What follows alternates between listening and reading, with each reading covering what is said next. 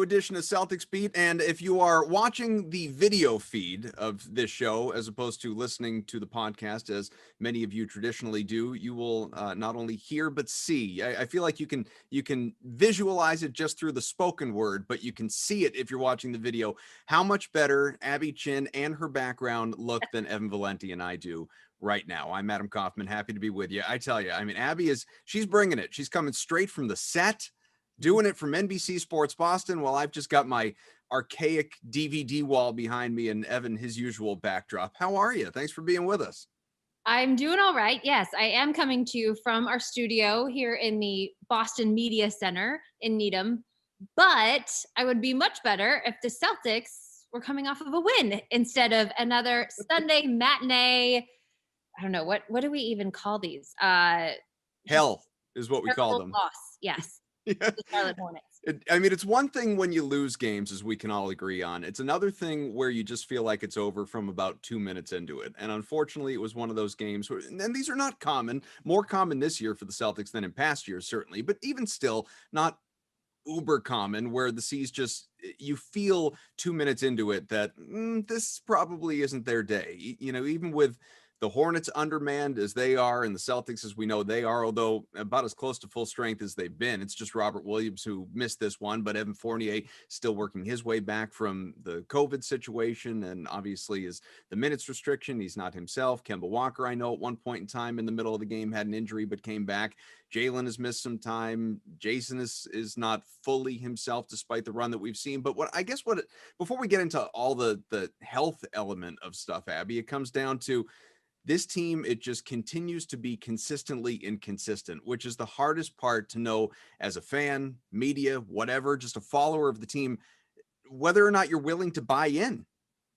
And that was, to me, the most frustrating part about this loss on Sunday, is that I thought we were past this. I really thought that 6-game win streak and the way that they won those games against New York, coming back against Denver, which was a Sunday matinee as well, and just showing the grit that they had and feeling like they did find an identity on both ends of the floor, then to come back and have another performance like we saw today, where it felt like they thought they could just show up and win. And that's not the case. So 3 out of 4 as my dog goes nuts. She's not happy. No. Nor should she be, probably having to sit through this, Evan, having to watch it. 3 out of 4 losses after the 6-game win streak. What do we do to make not only ourselves but the canines of the world happy? Watch something else. I don't know. It's gotten to the point this season where, again, we thought you saw maybe a sliver of hope here that the team was getting healthier, starting to play just more connected basketball. Just the defensive stuff was getting better. The rotations were getting better. Yes, they were getting down, but you could see the actual fight in this team. You at points in the game against Charlotte, they had moments where you thought they might be fighting back, but then Charlotte would just go on an unbelievable run, hit a couple of threes. Boston would have a couple of defensive lapses, and, unfortunately they get blown out by 19. It reminds me, we had Mark Murphy on, I think, right after the Dallas loss, where Boston basically didn't have any rim protection in that game. They have one center and then Luke Cornett doing the best he can. It felt, again, like Boston missing Robert Williams, leaves, it again, highlights my biggest problem with this team, and it's, roster construction and rim protection. You have Tristan Thompson out there, who is, a center, decent wingspan, but again, undersized for the most part. And when they get, Boston, who has had trouble throughout the entire season communicating and switching defensively, all flustered. James Borrego's done a great job with that Hornets team this year, playing connected. They've had injuries as well. They're undermanned. No LaMelo Ball, no Gordon Hayward for Charlotte. They didn't have any problems. They got Boston a bunch of switches, and a lot of confusion out there. They got easy looks to the rim or easy shots from 3. And, as Jalen said post-game, this is a team that was playing really well today. I mean, for some reason, I was a little shocked about how upbeat some of the guys were after the game. But, Charlotte really took it to Boston. Boston wasn't ready energetically at all. We've seen that throughout the year. They're a little lethargic. And by the time they figured some things out, it's a little too late. The Kemba health scare, it just seems like it's the year from hell for this team. At some point, something goes bad, whether it's an injury or a COVID situation, and they haven't been able to get over the hump and been able to have a block of games where everybody's healthy. I think the stat on ESPN that ran was Boston has had Jalen, Jayson, Marcus, and Kemba for only 17 games this year, which is just like, well, you're not going to win. You're not going to win that way because you need talent in the 4 win game. So just frustrating again, Adam. So Abby, aside from, being a broadcast partner of the Celtics, do you individually have reason to be optimistic with the way things are going right now? Yes. I think the way that we have seen Kemba play over the month of April, and if he can bring that, if he can be 80% of the Kemba that we have come to expect, I think that that will be huge for this team going forward. And I am also optimistic, like Evan said, the absence of Robert Williams has proven to be an even bigger issue than I think anyone could have predicted, just in the fact of what he was doing with that starting unit on offense. He was moving the ball and also doesn't allow defenses to pack the paint, because you have to draw Robert out of the paint, or else you at least have to account for him, because he will just come in behind you and dunk on your face. So for that, it opens up a lot of things offensively, and then defensively, just to have a guy who can provide that kind of rim protection and that kind of communication. We hear from the assistant coaches just how much Rob has improved in communication defensively. And so I do think that that is a huge thing that is missing for this team right now. And then you add in the fact that, yes, Evan Fournier is coming off a battle with COVID. He said he didn't feel well for 4 to 5 days and still trying to work his way back. I think there are areas to look to for positivity, but I agree with Evan that it's in this season, the fact that they can be so Jekyll and Hyde and look like two completely different teams, it's just frustrating. And it's frustrating because of the expectations that are on this group. And regardless of how many games they lose and how flat they come out over and over again, those expectations remain. We haven't seen Robert Williams play in 12 days as we talk right now. There's no question that his performance, as you've both highlighted and alluded to, has correlated with winning. I mean, the last X number of games that he played in, let's see, they won 6 out of 7, 9 out of 11, I think it was, or something of close to that anyway, before he went out with the injury. And now, like I said, we haven't seen him in a couple of weeks.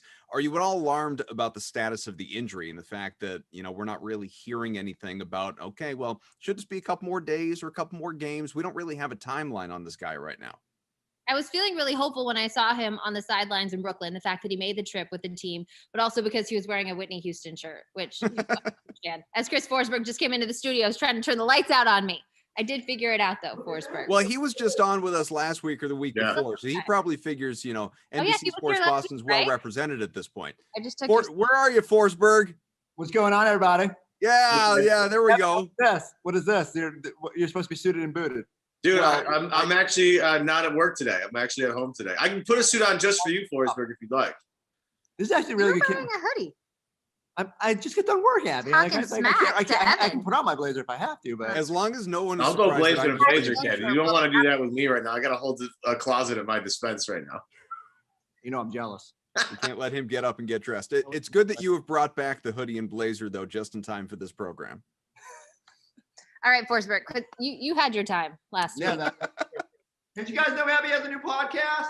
I do. View from the Rafters. She does. We've had our partner on recently. Yeah, we had Grandy on. I don't know, in the last few weeks. Right. I think that actually, whatever day it was that the show launched, see you later. He was on with us that day. He promoted it heavily, which as you would expect, and we invited him to do. In fact, we even started with it with him. I think we did the first 20 minutes on View from the Rafters, and we're gonna do it with you as well. Not to worry.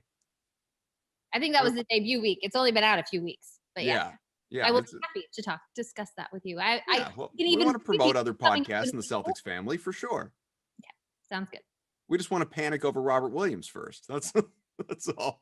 Oh, well, then let me bring Forsberg back because the president of the Rob Williams fan club.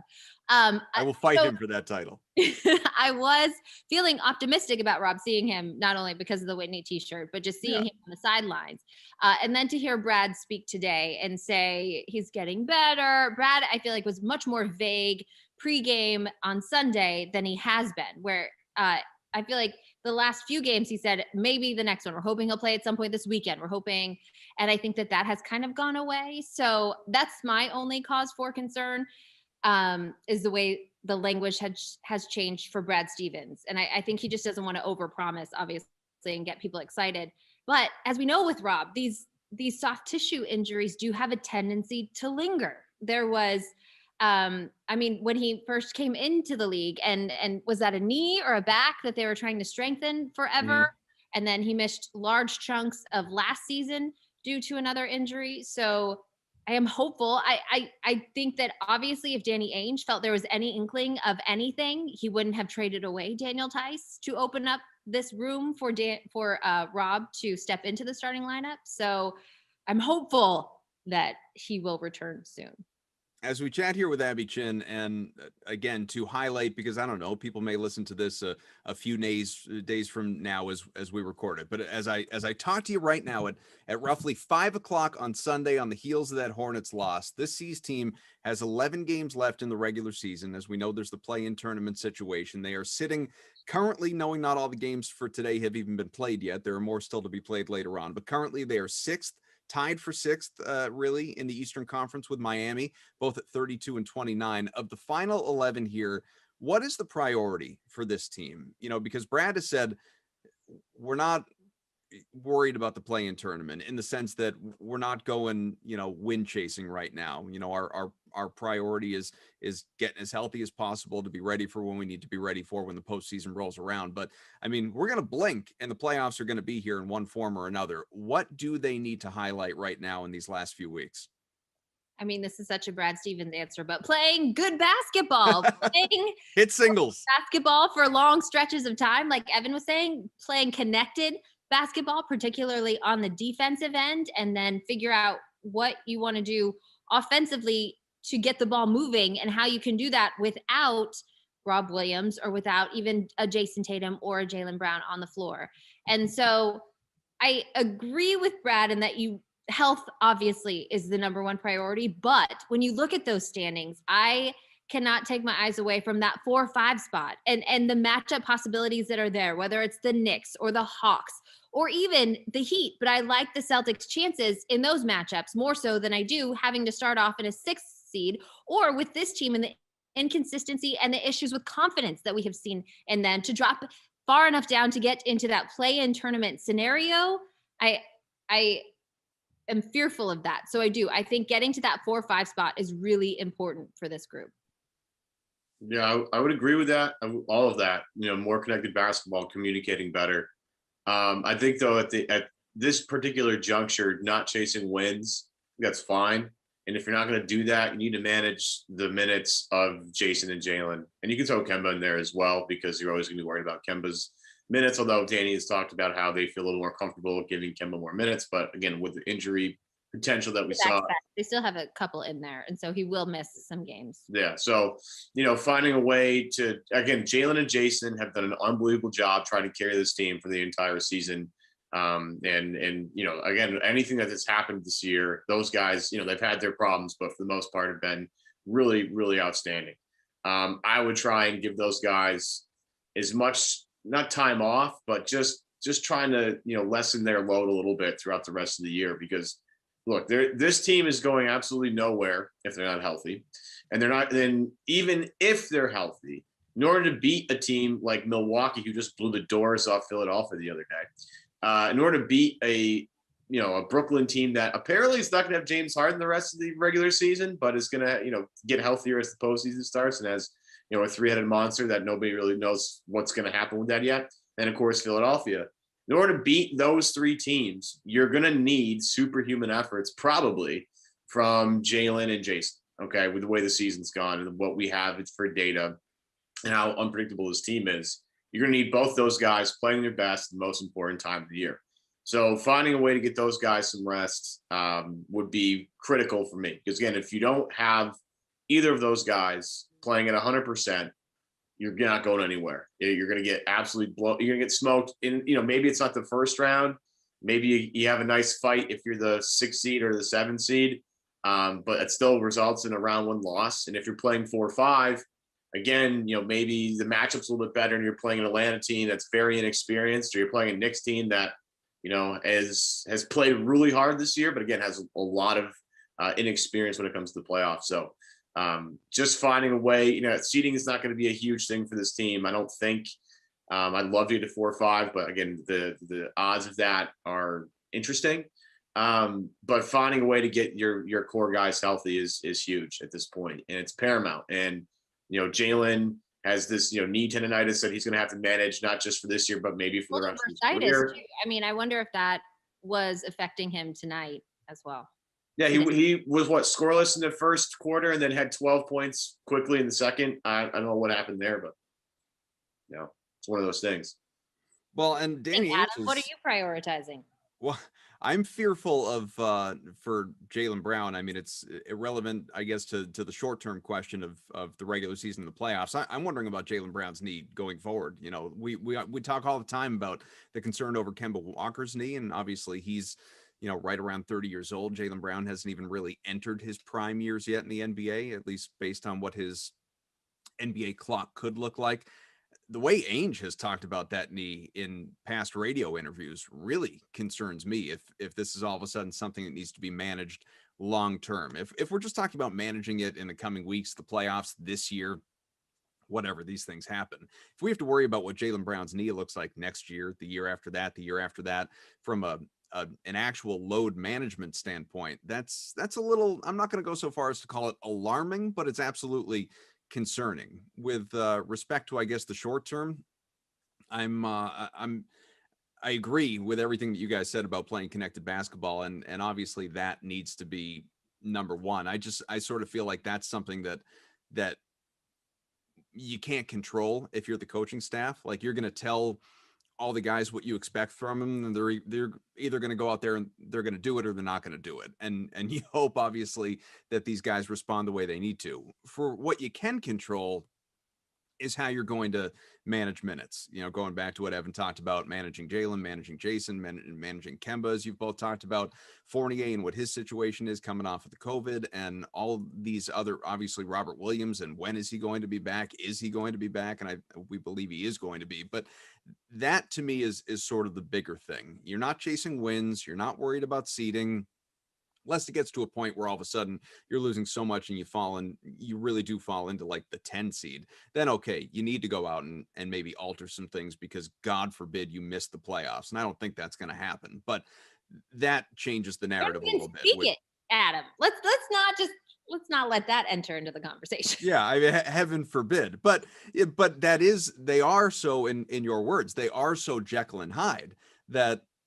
Would anyone be shocked if all of a sudden, like, they drop 5 in a row? Yes. You mean, or if they lost in the play-in tournament?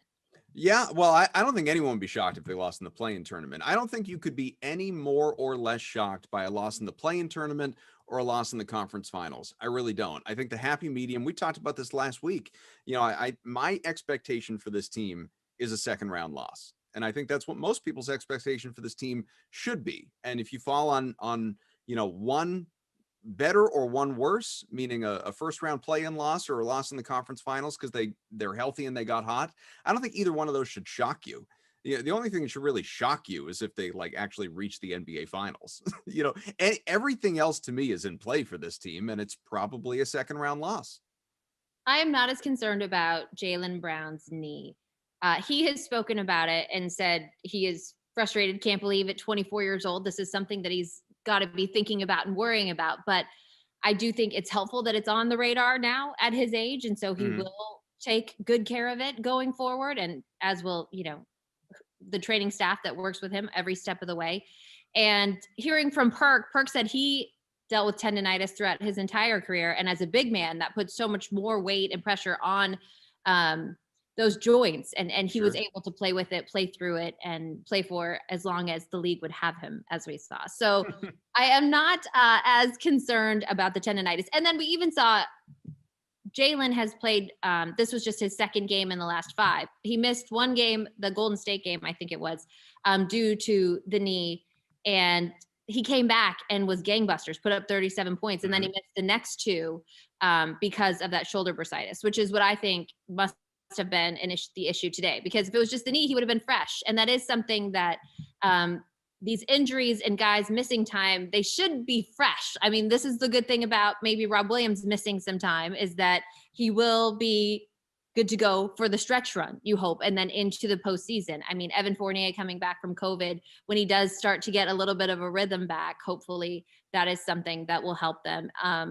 And Tristan Thompson, we've seen, has been a bear since he came back from his COVID bout and has been a really big piece to the success that they were having. But yes, and then, like I said, to me, that's what makes these last two games so frustrating. It felt like they took so many steps forward just to take two huge leaps back. No disrespect to Perk though, but him and Jaylen Brown are two different level athletes, and the what you need from each guy. Like Perk was not to air Perk out here, but he was a defensive enforcer and a rebounder. Jaylen is like entrusted with running the offense for certain. Well, my question too, and it like none of us are capable of answering it. It's a question that Perk would have to answer. But my question in response to what you said, Abby, about Perk playing through it is, at what degree? Like, what percentage of yourself, Perk, were you? Because that alters how you feel about the Jaylen situation. I feel like every time we ask him about it, it comes up. He does not seem that concerned. So I will. Yeah. If that gives you any sort of comfort. It does. Well, Burke would not hesitate to tell us if he's upset or concerned about something. So at least we do have that. It's true. Then he tells us to carry the hell on. Exactly. So as we chat here with Abby Chin, one thing that we did get into on the last show, Abby, which at this point was, I don't know, 8-9 days ago, something like that, was which player in particular, and knowing what you know now, so you're not even assuming full health or anything like that. You're very much surface value, looking at this team, the players, where they sit right here in this very moment, and just projecting ahead. Which one player to you is the biggest X factor for this team's success in the postseason? Evan and I gave our thoughts on it last week, but I'm curious what you think. Biggest X factor, I feel like, has to be Kemba Walker and his health and what he can do for this team. He raises the talent level, as we know, and we've seen what they look like without him. But also, I think that it's going to be important for him. I think that he really wants to come out and show that he can win in the postseason. That obviously has been a knock on him his entire career, and something that he dealt with even in the bubble when he wasn't feeling 100%. And he has admitted that since then. And so I think he is a key piece for this team, obviously, in taking some of the load off of Jaylen and Jayson, because the load that they have had to carry this season has been immense. And it's not only on the court, but also in the locker room. And I think that he is the most important part outside of those two. Evan, you said Kemba, didn't you? I did. I agree with Abby. Just because, again, the ceiling gets raised when Kemba Walker. When we made the argument for Evan Fournier last week as well, because if Kemba's not himself, well then, Fournier is able to give them what he gave them, quickly, the flashes to start before he unfortunately went on the on the COVID list and was out for what was he out 10 days or whatever. Felt like more like a month longer than 19, right? 19, yeah, felt more like a month. Yeah. But I'm starting to maybe waver a little bit, just because, again, what you see when Robert Williams is on the floor and how bad this team is defensively. Just again, there are nights where Boston shoots the lights out and everything's great and everybody looks awesome, but there are nights when they shoot terribly, like against Charlotte. And if there's any afternoon games at all throughout this playoff run, I think they're going to be in a little bit of trouble considering what we've seen. But the problem is, again, defensively, they're not anywhere near what we've seen out of Brad Stevens' teams the last couple of years. So once you have Rob gone, you have no rim protection, and guys just get layups and threes all game. Against what you saw with Charlotte. And I don't think that's, again, something that's not uncommon. And it wouldn't happen again if they were in the playoffs. Let's say they get, Philadelphia in the first round. You're going to get absolutely tortured by Embiid for, I don't know, however long you make the series last. He's going to kill you. If you kill you with Rob, though. Yeah, that's true. That doesn't really matter. But at least I'd have a little bit more confidence if they had Rob Williams in that particular matchup. It's a fair point, though. But yeah, their defensive numbers are just, again, they were corrected. At one point, Adam, you know, we're talking about, you know, this team had the 4th best net rating over so many games in April, and it was starting to really look awesome. And their defensive rating had turned around. I think had gone down, you know, 13 points or something in the past 15 games. But again, now here we're back to give 120 plus to Charlotte without 2 of their best offensive creators. So, you know, as we talk about Fournier, we talk about Kemba, 2 huge offensive pieces of this team. I've always talked about how this team has bothered me defensively, and Rob Williams is as big a part of this team defensively as anybody outside of what, Marcus Smart maybe. So I will just throw Rob's name into the ring, throw his name in the ring just to give it a little bit something different, because we're all going to say offensive guys. Rob's really important to this team, and if they don't have him, or have a healthy him, they're totally lost.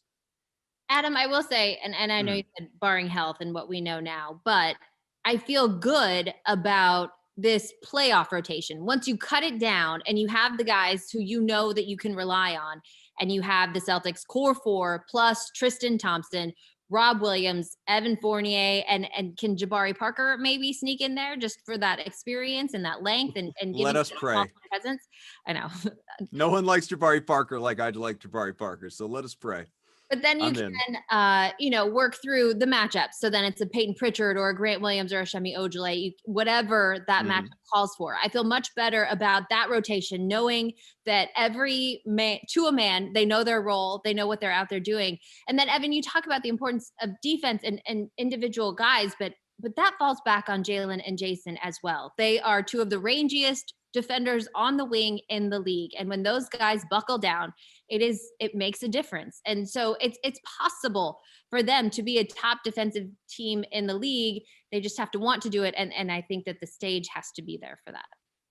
You know, I've spoken with some of the Celtics beat writers, not only on the show, but away from the show, just, you know, texting, talking about the season, what's going on. And, you know, they have, I would say, almost in unison expressed, boy, I wish we knew why this team is so dysfunctional at points, or why it's so inconsistent at points. And much of that naturally is just the pandemic reality that we're in. You know, guys are and gals that, like, nobody's in the locker room with all of these players as once upon a time was the normal case. You could have those individual off the record personal conversations. You could get a feel for what was going on. The whole Tristan Thompson situation, is he a good teammate, bad teammate? Like, guys could be in there and digging into this situation. But for you, I have to imagine, and I'm curious because you have your pre-existing relationships, obviously. Maybe you're, you know, texting with players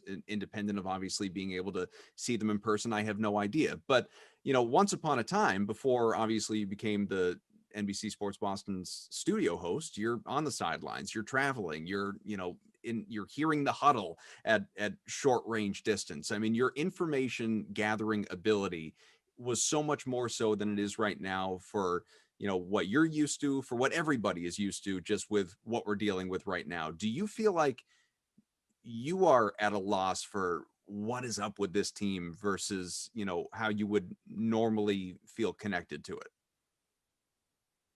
Yes, but to me, it doesn't necessarily have to do with the Zooms. And yes, it is very different. And you're right. Typically I do travel with them. I'm not like texting guys at all hours, but I am on the plane, on the bus. You see those interactions in person. To me, this season and the struggles are because the Celtics 2 stars are 22. I mean, Jason's 23 now, but are 22 and 24 years old. And it is a lot to be the man in the NBA, more so than I even understood, I think. And I think it's more so than even Jayson and Jaylen understood when they were asking for this. And now that they've been handed the keys, it was a lot to take on. And it's a lot to be that man inside that locker room in front of all those other men and to get all of them to come together. And so I do think it's a lot to ask of those 2. It's more than I thought it was. And so I think we're seeing them, Jaylen and Jayson, grow. We have seen a growth in them, and it is a process. And while we have seen them succeed at the highest levels, getting to 3 out of 4 Eastern Conference Finals for Jaylen, although he wasn't a huge part of that first one, there's nothing that can prepare you. I mean, you guys know it, Adam, it's like doing television reps. There's nothing that can prepare you for the moment that red light comes on, and it's just you and that camera. And so I think that it's a learning process. It's one that is going to take time, one that I think that they are very invested in doing and will succeed. I will never doubt Jalen and Jayson in the long run, that they will be able to figure it out. And I just think that it was a lot to thrust upon them from the beginning of the season, in expectations, in their roles, and everything that they were asked to do. And they thrived early. It became too much in the middle there. And now I think they're still kind of trying to sift their way out of that. And so I don't know whether that opinion has to do with only listening and hearing everyone over Zoom. And it is different. It's a lot tougher. But I do feel like even when we are there in the locker room, and you guys know this, there's definitely still a separation. You know, you can kind of feel different pulses or different auras, if you will, being inside that locker room, but no one's coming up to you and be like, hey man, I really don't like Tristan Thompson. That dude's like that would never happen. And so it's not like, you know, I don't know how to phrase it. I just think that that's baseball, where they just openly dump on their teammates. Right? Because there's more of them, right? There's only 15 guys in the team now. And they have many places to hide from us when we are in there anyway, as well. But to me, that's what it comes down to this season. And I do think they are going to figure it out. And it's just a matter of when they do. And if it is this season. I know we all hope it is. There's no doubt about that. Again, we're getting dangerously close to the playoffs, to where and this blew my mind too, Ev. I don't know if this is something you thought about, Abby. It's probably something that crossed your mind, but I saw Mark D'Amico, another good friend of this show, tweet out, I don't know, last week, sometime recently anyway, that it was April, whatever. And it's like, you know, today normally would be game one of the playoffs, but now we got to wait another month. And I was like, holy crap, it would. Like, this is, I don't think I really wrapped my head around the difference in the schedule this year compared to normal until I saw that tweet. And it's like, yeah, I guess we would be starting the playoffs about now. And we're still doing these regular season April games. What's up with this? No, it's totally off. But then the summer being so short, and I don't know when winter fell in any part of this year. So I mean, I'm excited. Think about how many games they've crowded into this schedule, though. Yeah. I mean, that's the thing that. Look, we're all thankful that basketball is happening. I think a lot of people are, you know, whether your team is good or not. I think it's just like, oh, cool. This feels somewhat normal. But one of the things that is unfortunate about this season is they've packed so many games in such a small period of time. And, you know, they started, it was questioned whether they would start in, you know, January. Martin Luther King Day would be the official start of the basketball season. Then like a month prior, they're like, no, we're actually gonna do this instead, after, you know, certain teams have gone much further than others. And they've packed this schedule to be, you know, it's not as many games, but basically this schedule has happened at like light speed. It feels like every other day the Celtics are playing. It's just like, all right, another day, the day off. Now we're back to work again, which again has been nice just for filling blocks of television programming, I'm sure. But for guys that are playing on the court, yeah, I'm sure it hasn't been fun trying to, you know, navigate, you know, trying to take care of your body after a game, just getting it ready to go to another game. So like, I get Mark's points. Like, you know, it feels like we should be playing playoff basketball right now, and we still have a little while to go. But it also, the one thing that I think is interesting, and I think a lot of people talked about it after Jamal Murray's injury, is like some of these guys are really going balls to the wall here, and you know, because of the lack of downtime and the lack of recovery time, we might be, you know, hurting these guys more than we think. You know, these injuries, these wear and tear injuries, might be happening more frequently than past years. I mean, we don't know that. There's no way to collect all the data on that, but it certainly feels like that sometimes. Injuries actually down by like 5 or 6% this season, although it does feel like bigger injuries are happening to bigger stars, which is why we take notice. But Evan, to your point, Scal on our show recently talked about that, how much he feels like this is, and I'm paraphrasing obviously, but he does not like the way what this season is doing to the players. And I don't think anybody could have known what would have happened, or but Scal is really big on the fact that he feels like the players themselves, when you have this many games and you put it in front of them, they can't go 100% every other night. And he's also really big, has told me often that the players would rather play a back-to-back on back-to-back nights so that you do get those 2 days off and you get a complete off day for at least one of those days where you don't have to even go into the facility. But and this is something that I asked Jayson Tatum, I think last week, just what, the biggest lessons that you've learned from this season. And I really thought he would say something about leadership or, kind of taking a team on yourself. But he talked about COVID and the fact that this team, as Brad Stevens puts it, have been thrown so many curveballs. You never know what's going to happen. You have to be ready for anything. And the fact is they don't ever get a day off. They have to get tested every single day. They have to go into the facility or into some facility and get tested, whether it's early in the morning or late in the evening. And I think that's taking as much a toll on these guys as it is playing every other day. And then, so when you compound those things, yes, I think it is a lot. Just to let people know behind the curtain here. So I've got my laptop, but because I have such extreme independent wealth, I also have an external monitor. I have 2 screens. Get out of here. I know. Mega desk? You got mega desk going on over there, Adam? It's quite a thing, I got to tell you. But so I don't often look over at all of us. I've got, whatever else tabs open on my primary screen with this camera that I'm looking into here. But the other screen is where all of you live, in the Zoom window. And occasionally I will glance, and I just glanced, and I didn't know. Did you go put on a jacket, Evan, after Forsberg gave you a hard time? I did. Or were you wearing that the whole time? No, I during the and I couldn't tell what it was. Sorry. Yeah, during the Bet Online ad read, I pieced out and put a jacket on because Forsberg gave me outside. That's what I thought. I was like, no, I don't think he had that on when I joined the Zoom call. It is a nice Forsberg, you hurt my feelings. What? It looks like a nice jacket. Thank you. Yeah, it's got like a diamond, like kind of flashy sort of pattern to it with some black piping on the lapel. But it's a fun piece. Very involved in the retail. Is it only men's clothing world, or is it women's as well? We do a little bit of women's, but it's much more difficult, man. And I feel for all women out there who try and buy clothing, it's just when you look at like the beauty of men's wear and men's clothing is everything fits pretty much consistently. If you buy within a brand, everything fits kind of the same. And even that, if you go brand to brand, a lot of things fit very similarly, and you just can kind of navigate. Women's brands are so all over the map. Like even in the same brand, the same line of clothing, things will fit way different. And you're like, how am I supposed to sell this when there's no consistency? So over the past couple of years of selling women's clothes, I've been able to, just feel for women shopping at any point in their lives. And so I've been able to understand their problems a little bit more when it comes to buying. And whether you're buying, in person or online, it's always just kind of a crapshoot. Abby, your thoughts? Well, I'll let you in on a little secret. Most of us, many of us in TV do Rent the Runway or something like that, where you rent pieces.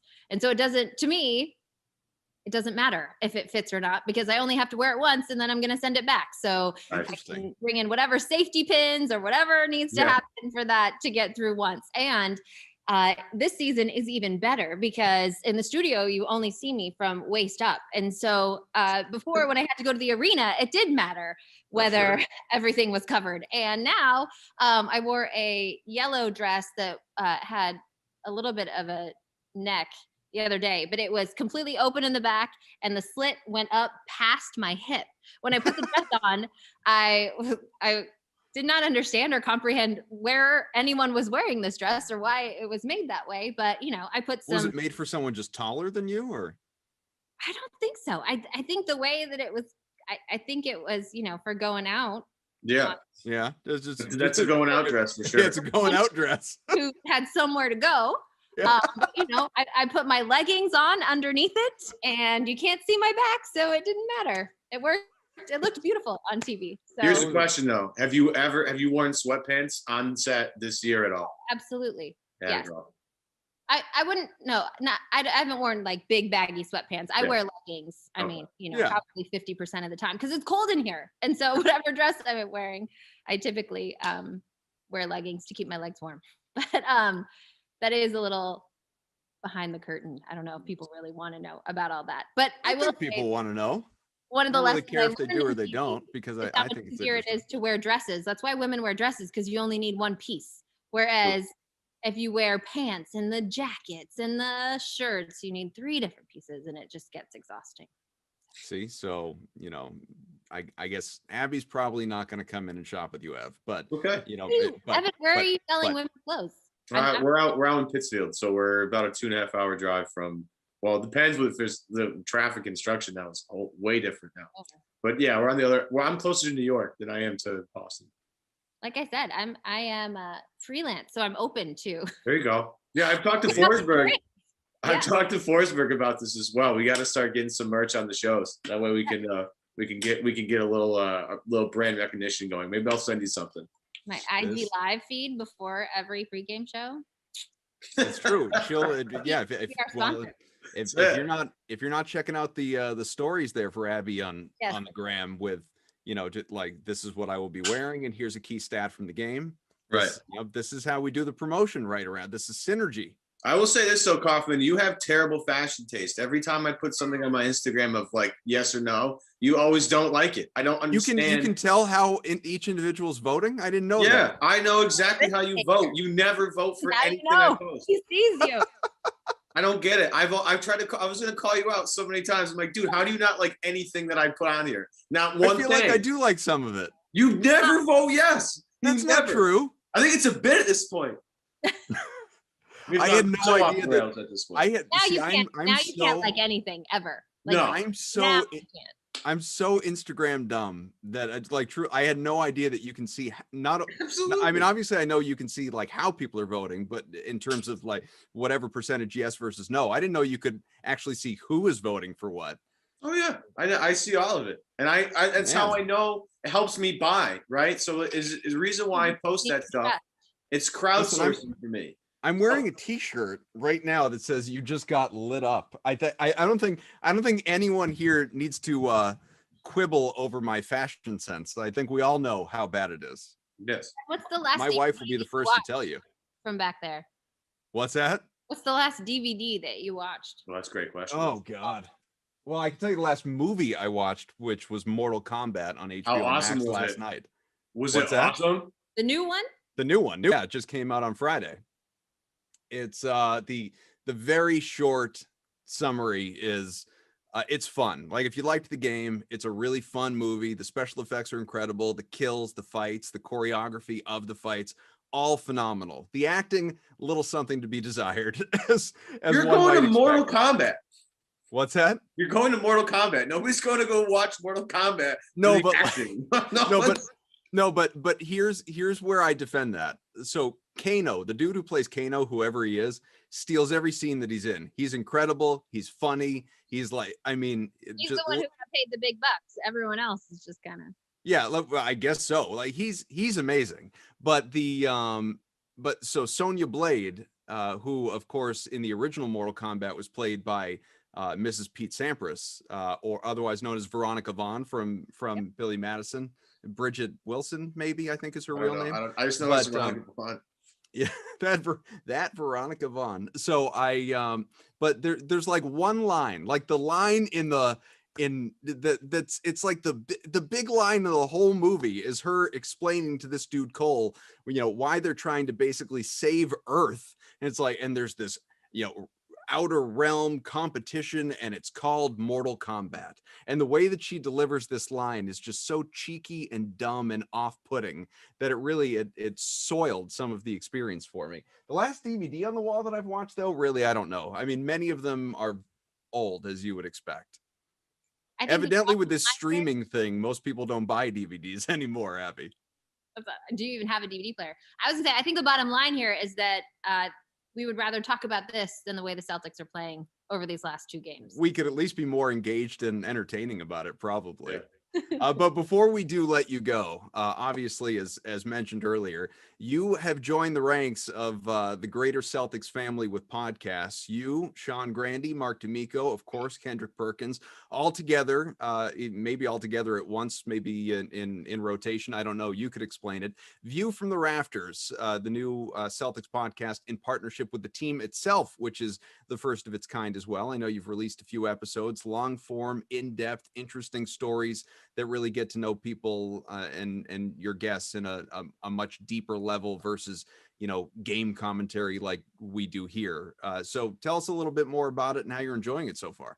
Yeah, that has been the most fun part, are the conversations that we've had. But it is a rotation. So our first conversation was with all four of us and Danny Ainge, and then we've kind of split off from there. Just D'Amico and I talked to Marcus Smart, and then Bill Walton was last week, that conversation with Sean Grandy and Perk, along with Mark D'Amico. And then this week coming up is an in-depth conversation with Evan Turner. I don't know actually if I've been authorized to preview that, but that was it's out. That was, We've told the people. I don't know. There are many layers over at the Celtics. I'm not sure what I'm cleared to do, but no, it's been amazing. I'm so grateful to be a part of it. Number one, because when I was first contacted about it, it was after the Celtics last game last season, and I didn't know what the future held for me at that time. So the fact that I was still getting this chance to be involved with the most storied franchise in all of professional sports, I absolutely grabbed for it and said, yes, whatever you guys want, I'm there. Let me know when and what we're doing, and I will be there. And so I was really excited about it to begin with, but then to now be actually doing it and being a part of these conversations that we're having is so much more rewarding than I could have even imagined. I mean, I know Marcus Smart's story, and I feel like I've told bits and pieces of it in short increments, but to hear him tell his story in his own words and everything that he's been through, all of the loss that he has experienced, to hear it from himself is something that I have not experienced. And it to me just holds so much more value and meant so much more coming from him.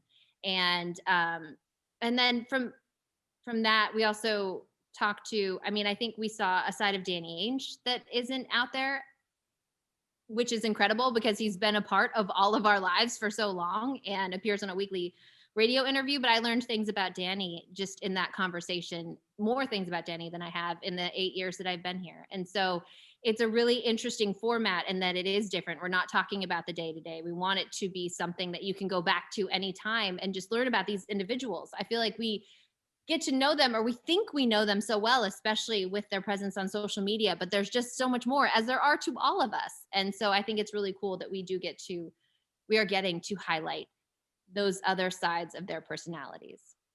Is there, and so I'll be careful to ask this in such a way that I don't want you to betray anything that you can't say that you may already know going forward. Okay. Certainly things we are unaware of. Okay. Is there one guest of that show you would really love to have on at some point going forward that you would like to talk to and have a deeper dive conversation with? Who would your dream guest be, I guess, to interview on that show? Like, is it Bill Russell? Is it some, I don't know, is it Larry Bird? Is it somebody that we're not even thinking about? Let me think. It's anyone. I think that everyone is really interesting. I of course, Larry Bird, Bill Russell. I know KG, we're working really hard to make that happen. And if we get to a deep dive on KG, I think that would be amazing. And you have to put the parental advisory logo on that one. A lot of beeps. They do get edited. So I think that's all right. But Perk told the story on pregame live when we were talking about KG recently, and that Isaiah Thomas will be presenting him at the Hall of Fame. That the start to KG's life, the way that Perk told the story, is he and his sister were dropped off at a fire station in Chicago when they were younger. And so when they were really young, and I had never heard that story. So I think getting to see a different side of Kevin Garnett would be amazing. And that is one of the stories that we want to tell from different perspectives, not only with KG, but is the overall Ubuntu, and that magical 2008 season and how everything came together. And we want to hear from Doc, and we want to hear from Kevin Garnett, and I know that we have relived that many times, but to hear it in their voices and the excitement that they have, that's something that I'm really looking forward to. So that's a terrible answer. I want to talk to everyone, because I feel like these are conversations that we haven't heard before, which is what's so exciting. You know what mine would be, and this is fictional, because it's not fictional in the sense that it couldn't happen. It's just fictional in the sense that I believe it wouldn't happen. So I'm not going to name like Red Auerbach and somebody, like living people. I wish I was around at that time. I think that would have been unbelievable. Yeah. I would love to have a podcast interview with Garnett and Ray Allen together. That was that's what I want. When we had our meeting, that's what Perk wanted. He's like, we got to get Ray on here. And everyone else was like, I don't know. So put them in a room. That's it. Just you guys talk it out. We're just going to put the cameras and microphones on, and you guys figure this out. Yeah, I know. As host of the program, all I'm going to say to you gentlemen is go. Yeah. That's it. It's all you have to do to Perk, basically. I mean, that man. Oh, for sure. Perk is great. You guys are obviously having a great time with Perk. Love that it's always, especially while he's been in the hotel, everything is always a little bit different between his dog and whatever. I mean, that dude is late night Celtics post game live is where it's at. That was fun. That dude's something else. Well, coming up, Celtics, of course, are off on Monday, but back-to-back Tuesday, Wednesday at home, OKC and Charlotte again. So we'll see how that one goes. Actually, there's 4 straight games coming up at home after this road trip now. And, countdown's on until the end of the regular season. Then whether it's the play-in tournament or if the Celtics hopefully can avoid that, then we will see. But we covered a lot of ground here. It was a ton of fun, as it always is whenever Abby is, able to join us, which is terrific. And, really making some of us, me in particular, but a little bit Evan, I think, feel inferior in terms of our backgrounds and how well we dressed for this program. But nevertheless, lucky my camera stayed on the entire time. I was so embarrassed. Consider just go audio only. This show I almost did. Make sure if you haven't already that you go out and subscribe, or at the very least listen to the View from the Rafters podcast that Abby and Mark and Perk and Sean are all doing. Great listen, really interesting. Those in-depth deep dive conversations are where it's at. It's truly what every podcast of any kind should aspire to be in terms of just that level of insight. And I'm not just saying that, I mean that. I think that those are the best kinds of conversations out there that are so unique. So again, Abby, thank you for being with us, and let's do it again real soon. Thank you for having me. Evan Valenti, I am Adam Kaufman. Ev, we'll catch you next time. Yeah. Suited and booted, Ev. Suited and booted. That's it. Yeah. I'll try and dress better next time for you, Adam, though. I'll promise. All right, thank you. I will try and up my fashion sense when voting in your Instagram polls. Join us on the next Celtics Beat. We'll see you soon.